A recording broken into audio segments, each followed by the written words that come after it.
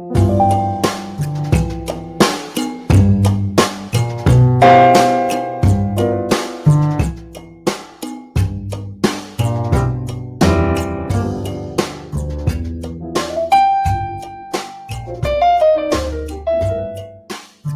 morning, and a very warm welcome to this year's Develop Conference Game Audio Sessions. Thanks for being here. Hope you have a great time and really get a lot from it. Once again, it's been my privilege to put together the program. Sadly, though, I can't be in Brighton myself. So I just wanted to take a virtual moment to say a personal massive thank you to our amazing speakers who've come from far and wide. Thank you to all of you for all the preparation and hard work you've put into today.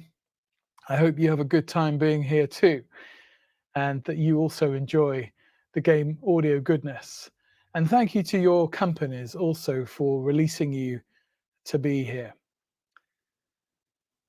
And that just leaves me to introduce you to your illustrious host for today's joyous audio proceedings. Please will you join me in giving a very warm welcome and put your hands together for the brilliant Richard Jakes.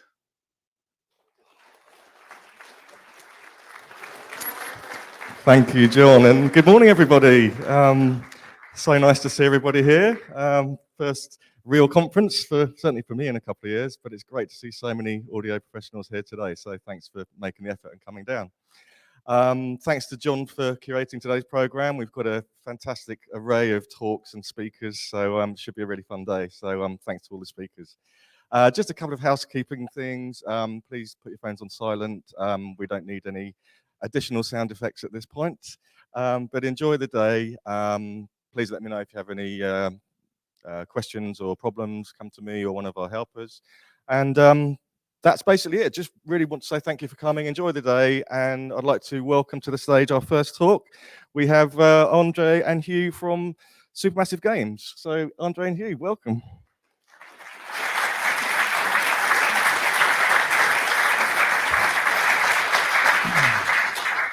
Morning, everyone. Thanks for coming. Welcome to Audio Day. I'm Hugh from Supermassive Games. I'm an audio designer. With me is Andrej, one of our senior audio designers. And we're here to talk about procedural foley for cinematic sound in our Dark Pictures games. Today, we're going to talk about how we create, maintain, and improve our procedural foley systems with the goal of creating self-sufficient characters that tread the line between satisfying gameplay expectations whilst respecting the cinematic experience. Hopefully, we'll be able to demonstrate where we received our NAB GTR award for outstanding sound editing in game cinema for our work on Little Hope with our fully procedural sounds. But before we get into that, here's a little background on who we are and what we do. Supermassive Games are a BAFTA-winning independent game developer, founded in 2008 and based in Guildford. We have over 250 talented individuals working across a range of storytelling titles. We've recently released several successful titles, but are best known for our PS4 hit Until Dawn, and more recently, the Dark Pictures anthology. The latest entry in the series, House of Ashes, was released last week. So a little bit about the audio team at Supermassive Games. The internal Dark Pictures anthology audio team consists of around 10 audio designers and is supported by producers and audio programmers. Between our outsourcing partners and our internal team, there was a total of 32 people working on audio for House of Ashes over the year-long cycle. Our core team is comprised by designers of various backgrounds, some with pure game audio experience, some linear audio post, but most of them specialize in a particular field, such as dialogue, Foley, music, etc. So, the Dark Pictures anthology. That's the audio team. Okay, there we are. Our primary focus for the audio team is to work on the Dark Pictures anthology titles. The Dark Pictures anthology is a series of interactive branching horror games where the decisions you make in the game determine the story and the outcome you receive. The games can be played in single player, 2-player online multiplayer, and a 5-player offline past the pad mode. We've released 3 titles so far: Man and Madame in 2019, Little Hope in 2020, and House of Ashes just last week. We have plans for 8 games and potential for many more. So, House of Ashes. We'll be using House of Ashes today to demonstrate our procedural character systems. So here's some info on it. House of Ashes is set at the close of the Iraq War in 2003. American Special Forces are hunting for weapons of mass destruction that unearth something far deadlier, a buried Sumerian temple containing a nest of unearthly creatures. To survive the night below, they must forge a brotherhood with their enemies from the world above.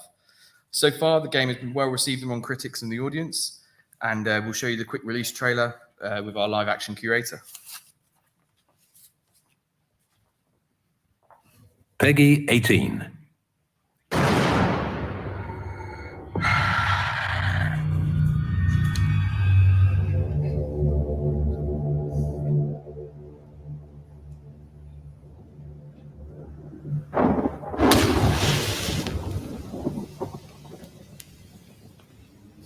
Come in. I've been expecting you. From cradle to grave, each life is its own tale. Most are mundane, orderly, but others end up here in my special collection. I am the curator, the custodian of rare tales. Tales of horror, of darkness, of death. In these stories, life is but a thread, waiting to be cut short at any moment.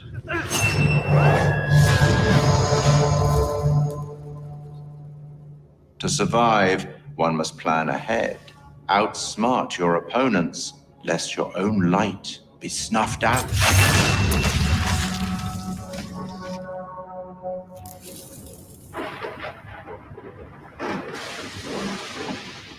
Oh, death. How it feels to hold the fate of a living soul in your palm. Feel their heartbeats skip with the merest tremble of your hand to decide which choices they make. Head or heart, sacrifice or survival, good or evil. Such power. But not one that I wield. No, I am merely an observer in these tales. You are in control here. Your decisions determine who lives and who dies. For good or for ill, their fates rest in your hands.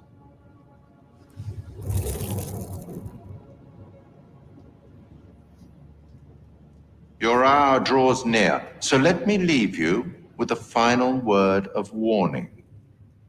In these stories, fate rarely plays fair.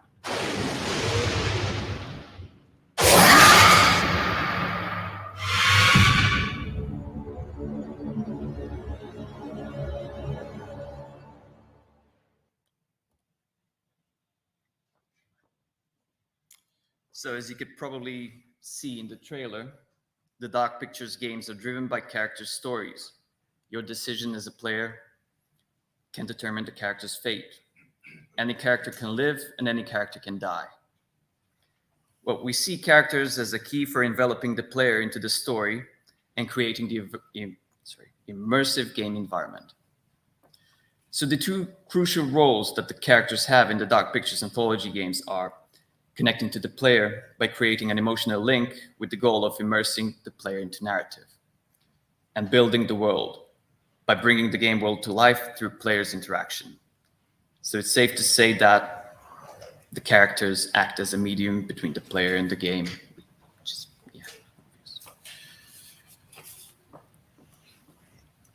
With the games being experienced through the traditional exploration gameplay as well as cinematic sequences, the Dark Pictures audio team's focus is placed on balancing between rewarding players' expectations and respecting the established cinematic rules and conventions, while maintaining the consistency between the two. So out of that, the 3 pillars of Supermassive Games Procedural Foley are precision, with tight edits and responsive systems to establish players' connection to the character through feedback. Authenticity, where we do extensive research into materials and character backgrounds to improve believability and strengthen the link between the sound and the source, and consistency. Our goal is to create and maintain systems that can survive any situation, whether the character is being controlled by the player or game systems. So the first stage that we enter after we move on to a new project is obviously pre-production, during which we research the project and make notes and plans. Every game in the anthology comes with a different set of challenges, so spending time on research and planning is vital to the success of Procedural Foley, especially in such a short 1-year cycle. Well, the first thing we do is we play the game, even if it's just in the storyboard form. It's in a very early stage at that point, but we can get a sense of narrative and environment. We also have conversations with other departments to get a better feel for the project. We then start our own research. We take inspiration from production design documentation and make our own documents with detailed notes of characters, environments, clothes, and surfaces. We compile all the data into a pre-production document with all the character Foley information. And that document is mainly aimed for our outsourcing Foley artists, but we also frequently refer to it in production. We put a lot of effort into making the document detailed, but also very easy to read at the same time.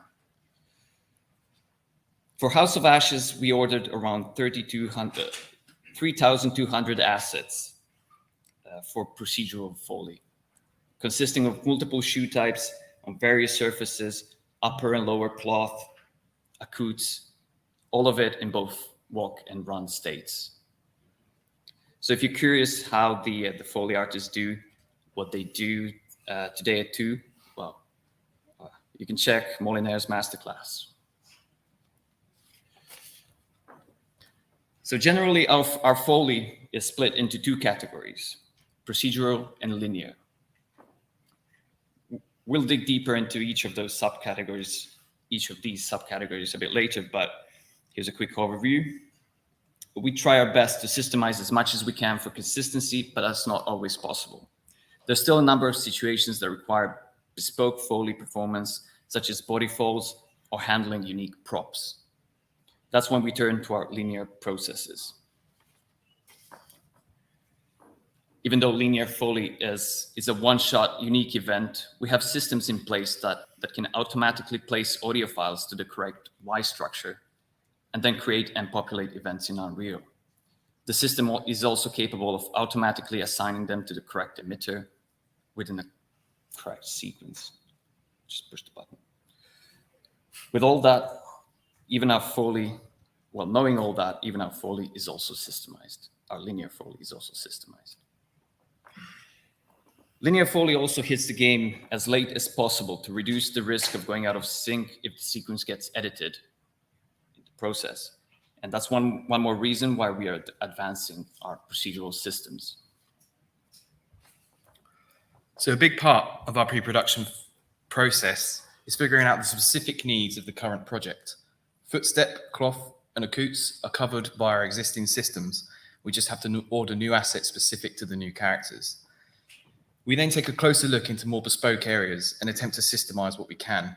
For example, on House of Ashes, we realized early in the pre-production that there'll be a lot of gun movement, both in cinematic sequences and in exploration. So we created a new component and system that tracks gun movement and plays the appropriate Foley sound. These decisions in pre-production can provide a massive efficiency boost whilst in production. Had we not systemized the gun Foley, we would have sent hundreds of additional sequences to our Foley artists. This adds time and additional steps to our process, which can increase the chance for a mistake. If we can make an area of audio procedural without making too big of a compromise, we generally try to find a way to doing it. Plus, who doesn't love making new systems, right? We couldn't be making decisions on which sounds we want systemized without keeping on top of our tools. The first step during pre-production is to test all of them in the new environments to make sure there are no surprises. House of Ashes being mostly set in caves proved challenging to some of our systems due to the uneven floors in the environment. We realized this early on, which allowed us to come up with the solutions that would help our footstep system work in an environment we hadn't seen before.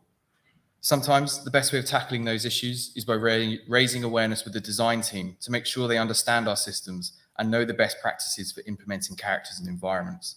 When that isn't enough, we work on adapting our tech and procedures for those new challenges.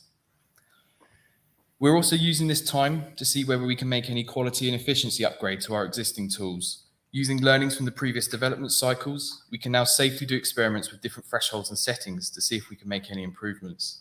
As mentioned earlier, we're also discussing the possibilities of creating new procedural systems based on the specific needs of the current game.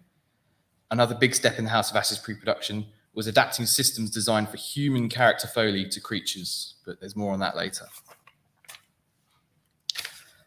So, after reviewing our tech and going through pre-production, our next step is to order procedural Foley assets.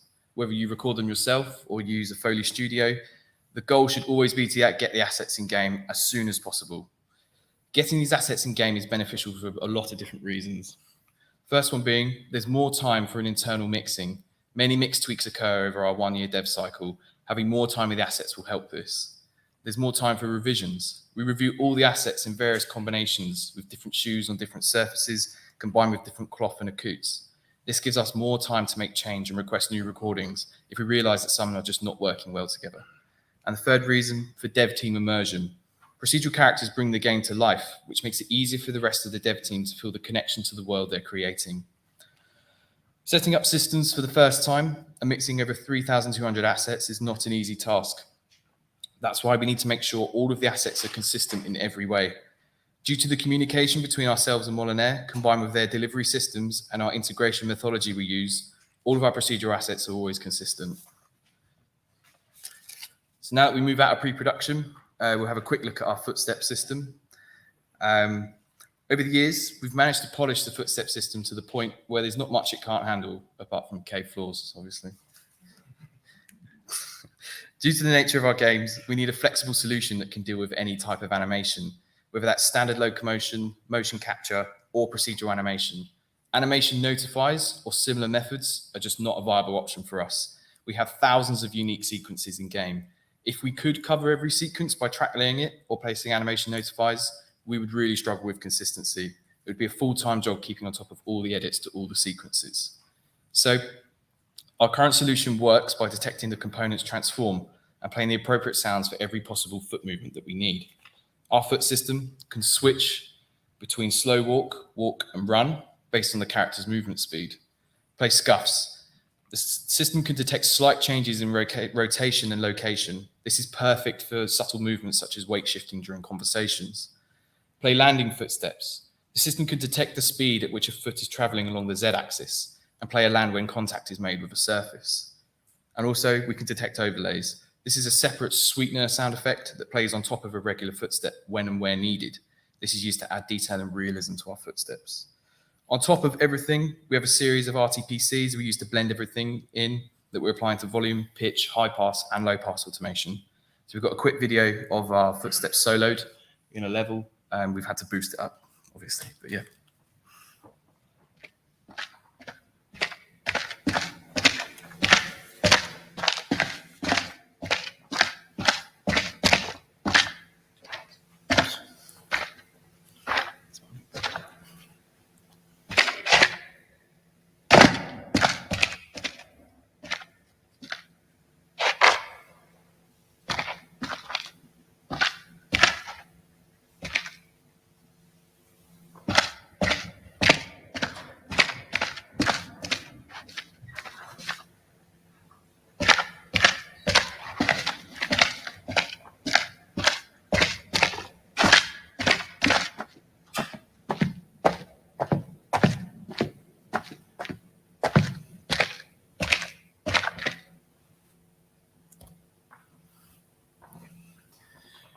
So other systems include cloth and acouts, prop handling, pads, and gun foley. These are the biggest systems that we have other than footsteps. So cloth and acouts is a system split to upper and lower cloth for detail. So we're separating the upper and lower cloth. And acouts are triggering on the back of cloth and footsteps.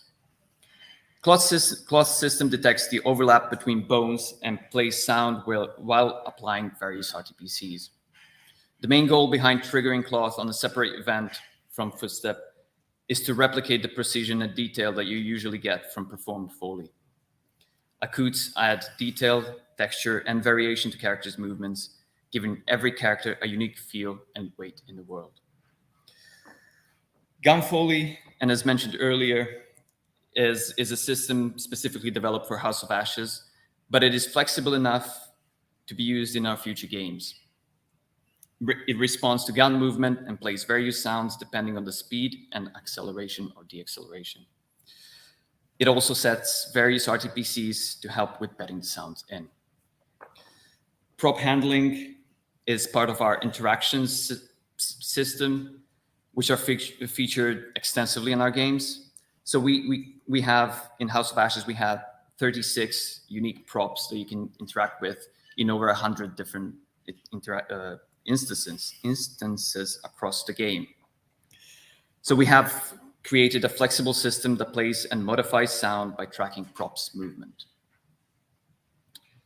Bats is a system built on the back of our robust footstep deck with added complexity to cover all the different possible sounds coming from hands touching various surfaces.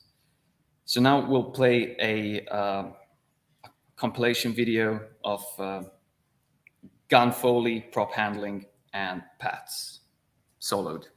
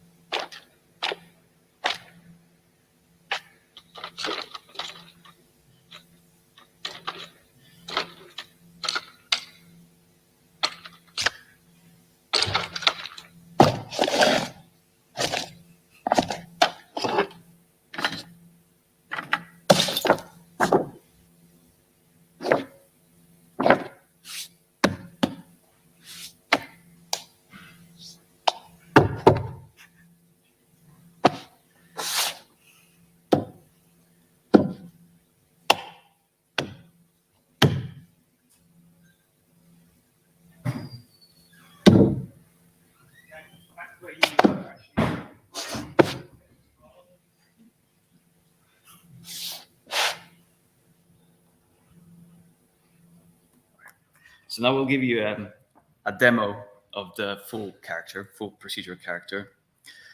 And as mentioned earlier, all the tech is using emitters attached to the character mesh to play and adjust sounds.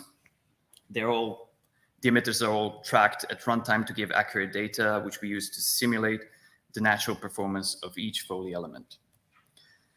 We can decide which emitter we want to play Foley from at any time. For example, footsteps can be played from the correct foot, pats is being played from the correct hand, and so on. All this helps to put characters in the world, and it especially comes into play in close-up shots where you can really feel that detail.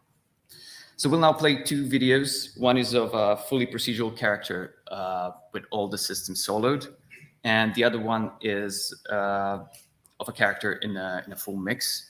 And there's some swear words, so yeah.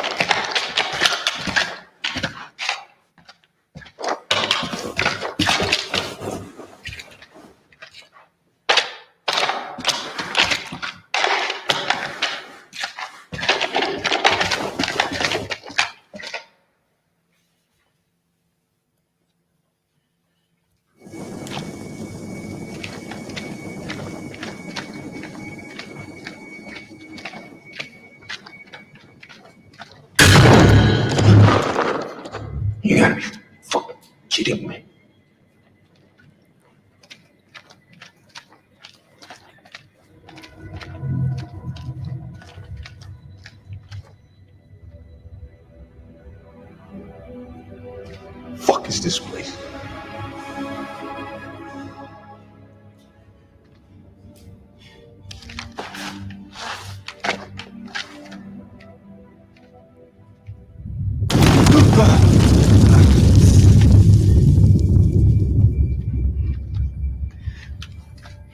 that you, Nick?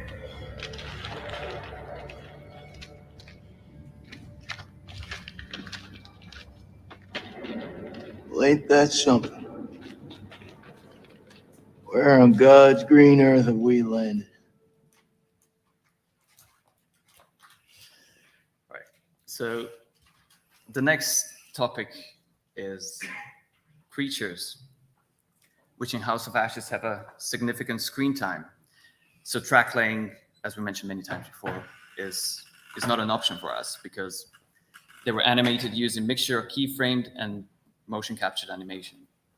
We estimate that we would need to cover over 1,000 individual sequences and maintain them over time, which is even more challenging than just track laying them in the first place. So we got to the obvious conclusion to create fully procedural creature movement by repurposing our existing systems. So it's a huge efficiency boost, but it also gives us an opportunity to push our tech even further. We wanted to adapt all the existing systems to take into account a different skeletal mesh and movement patterns. The biggest challenge was adjusting the cloth system to work with the anatomy of the creature. Whatever we did didn't sound right, so we eventually realized that we needed to change the way we trigger our movement Foley. Instead of depending on the overlaps between sockets to trigger an event, we ended up using a movement-based triggering that detects subtle changes in bone angles. Additionally, we're tracking all those angles and translating them to RTPCs, which we then use to massage the sounds in. We ended up with a more natural sound that was much more responsive and appropriate for the creatures.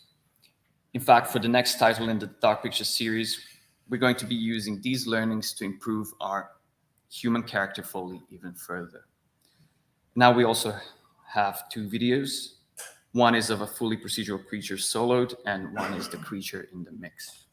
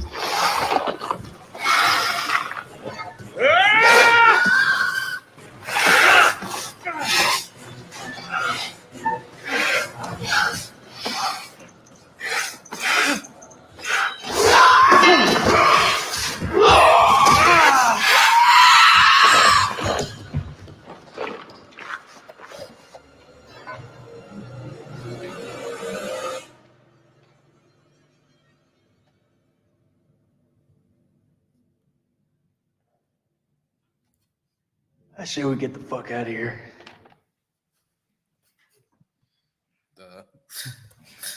Okay. So we move on to optimization and prioritization of our Foley systems. As mentioned earlier, every character has 7 sound emitters and multiple components tracking states of the relevant sound emitters and characters' bones. In some big fights, and especially ones with creatures involved, like the ones we just watched, can result in over 1,000 game objects and hundreds of API calls in any given moment. To combat the CPU hitting the 100% mark, which it did a few times, we implemented two big measures. Event culling, which ignores posting an event if the emitter is outside of the distance from listener threshold. All of the relevant RTPCs on the emitter are still being updated, so WISE knows where the emitter is and what it's doing, but the events of the object are not being called. And the second, more severe measure is emitter culling. This completely ignores the emitter if its position is too far from the listener. It becomes essentially invisible to WISE. Distance thresholds for these can be set individually per emitter, and we usually don't have the same values for all types of sound. We found that it's best practice to set the event culling distance at a value just over the maximum attenuation distance. The same goes for emitter culling, but with different higher values. We also have a global event/emitter culling values that we use as a default setting for each platform. Of course, we're also getting big savings from sensibly implementing individual sounds to reduce the number of voices, and then setting the reasonable instance limiting settings. Dropping certain sounds over distance, whether it's by our culling measures or via built-in attenuations, can help us bring clarity to the mix and enhance the sense of reality.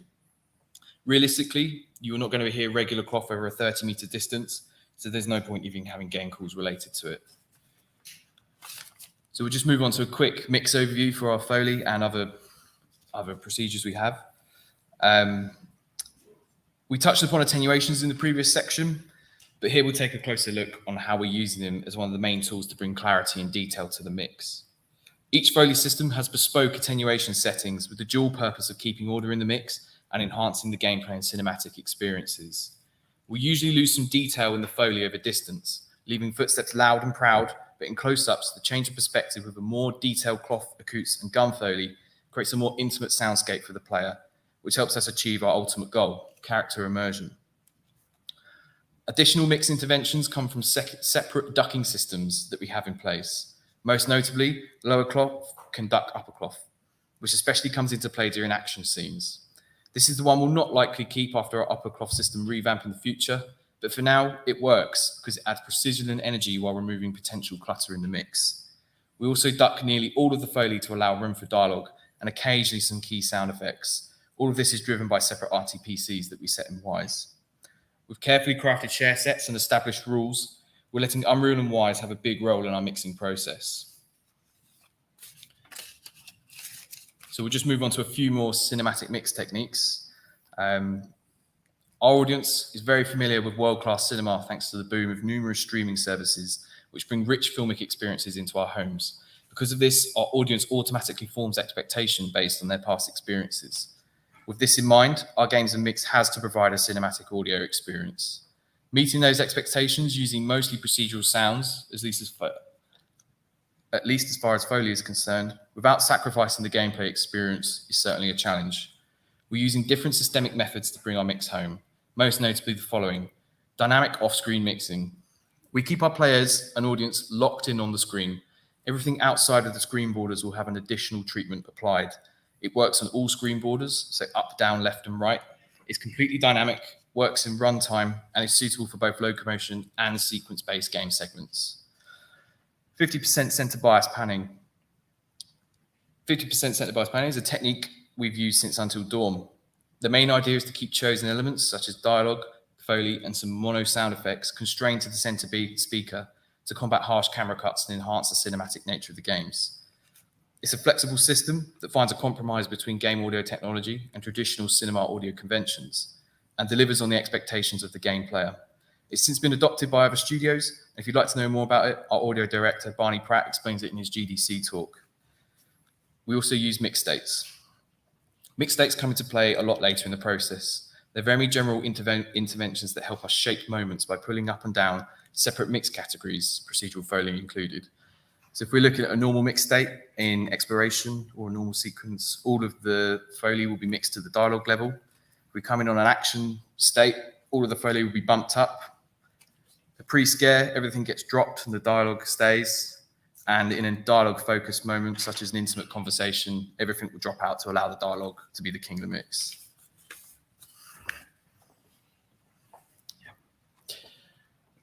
So what's the future of Supermassive Games procedural Foley? Well, we're always on the lookout to systemize as much as we can to take the weight off manual implementation. Creating reliable and self-sufficient systems that are hitting the desired cinematic audio quality is challenging, and that's why some tech takes time to develop.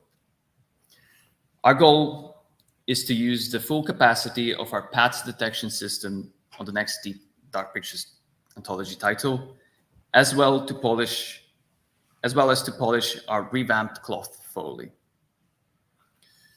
We have reached the point where our core transform detection tech is flexible enough to cover a wide range of situations, and we'll look into making it even more universal. We're hoping to systemize various recurring actions, whatever the next game throws at us, like Guns in House of Ashes. We've also taken the time between the two projects to improve optimization across all our systems. We'll reduce the number of game calls we're getting to make a robust procedural characters system's footprint as small as it can be. We'll also look into changing our current culling methods into a more intuitive system that could prioritize and detect similar sounds and dynamically reduce their numbers by taking into account more variables than just distance from listener. We took inspiration for that one from Walter Murch's article, Dense Clarity, Clear Density. So, in conclusion, believable characters can reinforce the narrative of a game and connect the player with the character. Procedural techniques, great for systemizing an area of audio. They bring consistency between exploration and sequences. Treat your Foley outsourcers nicely, give them good documents, give them all the information they need. They do a great job. Focus on quality, consistent assets for an easy mix, and have fun. Thanks for listening, everyone.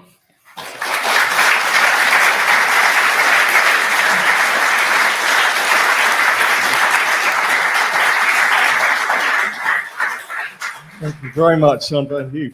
Fascinating tour. I think we've got about 5 minutes for questions. If people in the audience want to put their hand up, I'll be a roving reporter. Hey guys, great talk, thank you. Were the creature vocalizations procedural as well? How did you do those? No. We tried. We tried. No.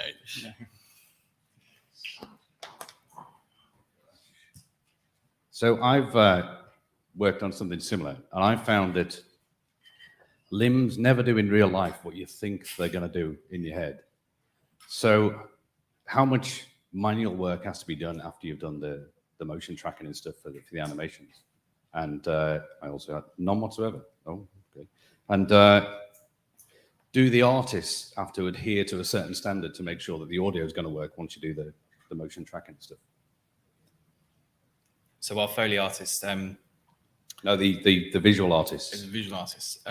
So we come in after they've placed all the characters in the sequences and stuff. So we respond to their animation rather than them responding to us, if that makes sense. So our systems are working off the back of that animation. So essentially, it's a detection system. It's like it just does whatever the socket does, and it detects, the contact with the floor and yeah, well, it's one of the things I had problems with again, you make expectations about even where the floor is, but if you're tracking the heel versus the toe, you get different results, and so it never really does quite what you want to do. That's why I was asking whether the artists have had certain criteria to make sure that whenever something hits the floor, it's at a certain Z level and stuff. Yeah, we've had those conversations about, can you put the characters on the floor, please, and stuff like that. So yeah, we're kind of we're just kind of at the... No, I mean, to give you an honest answer, no. I mean, our system works fine. It took years to do it. They started developing it before our time in Supermassive Games. We only worked on polishing and improvements. It's not always intuitive, as you said. It's not always behaving as you would expect it to behave. So some numbers go into minus. You don't know why, but you just go with it, right? So it's just how it is. But our experience, because that's why we go into detail. We have footsteps, we have cloth, we have coots, we have upper and lower. We have many detailed,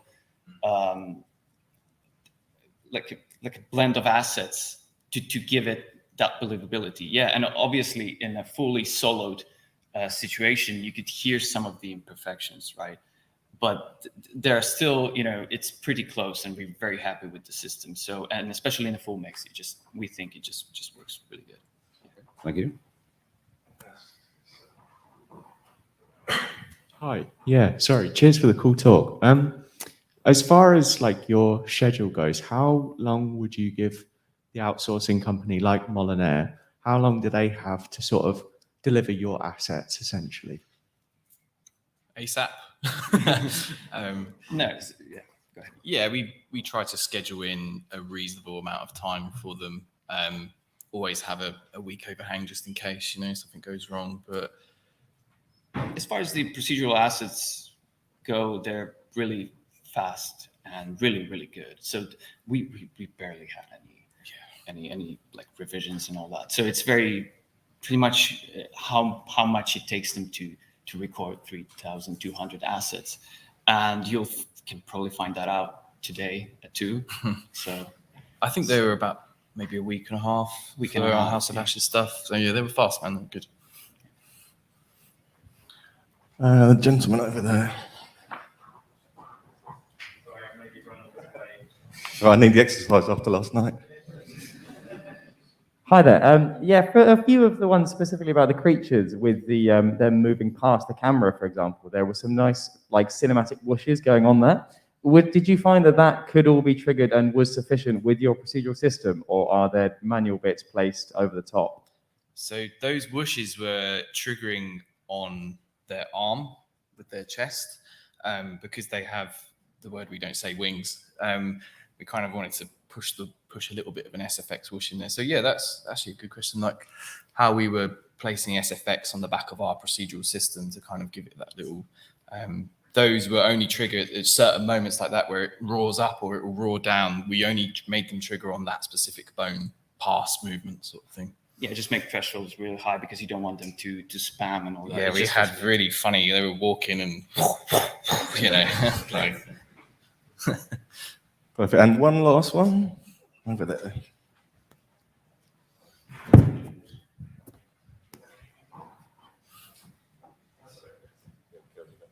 Hi there. Thanks for the talk. It noticed on particularly on the creature like soloed, it seemed with the camera cuts you were keeping the procedural Foley going.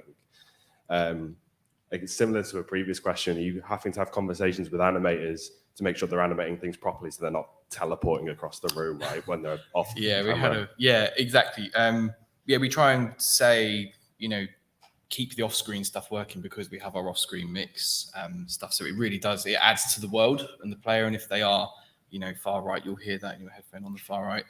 We did have a few funny situations where the jump scare, when it jumps down, the animators put the creature in the wall and it was running inside the wall. And you'd walk past the wall and it's like inside the wall. And we were like, how the hell do we just fix kept that? getting bugs and bugs and it's like, it's running, So yeah, there's a few instances where off-screen stuff can go wrong. But it's part of that raising awareness thing. So people in the office need to understand our systems and what they do because they're independent, right? We keep an eye on them. But yeah, so that's a good question. Awesome, thanks. Well, that's fantastic. Thank you so much, Andrej and Hugh. Please give them a big hand, and thank you to Supermassive Games.